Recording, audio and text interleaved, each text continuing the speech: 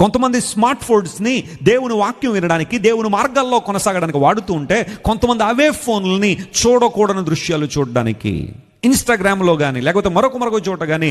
ఈ రోజున ఒక మాటలో చెప్పాలంటే యవనస్తున్నారు కొంతమంది, అందరూ ఇలా ఉంటారని అంటల్లా. కొంతమంది ఎలా తయారంటే, సమాజంలో సెలబ్రిటీలు అవ్వాలి అంటే, తక్కువ కాలంలో అందరికీ తెలియాలి అంటే, ఎంత పొదుపుగా బట్టలు వేసుకుంటే అంత త్వరగా అందరికీ పరిచయం అయిపోతాం అన్న ఆలోచనలో చూడకూడని భయంకరమైన దృశ్యాలన్నీ కూడా ఇన్స్టాగ్రామ్లో పోస్ట్ చేస్తూ ఎవరో దృష్టిని ఆకర్షించాలనే ప్రయత్నం వారిలో కనబడుతూ ఉంది.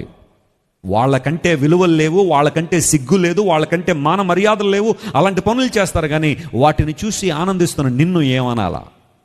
వాటిని చూసి ఆనందించి మానసికమైన ఉల్లాసాన్ని పొందాలని తహతలాడిపోతున్న నీ మనసునేమనాలి? లేఖనాలు sir, stop doing all those things. మానేసే ఈ రాత్రి ఒకవేళ అలాంటి వాటి మీద నీకు ఆసక్తి ఉంటే, అలాంటి వాటిని నీవు చేయాలనే తలంపు నీలో ఉంటే ఆపేసే. దేవుని వాక్యం సెలవిస్తూ ఉంది, మీరు పరిశుద్ధులుగా బ్రతకడమే దేవుని చిత్తం. నువ్వు ఎంత పరిశుద్ధతలో ఎదిగితే అంత బలంగా దేవుడు నేను వాడుకుంటాడు. దేవుని స్తోత్రం చెప్పండి. హల్లెలూయా.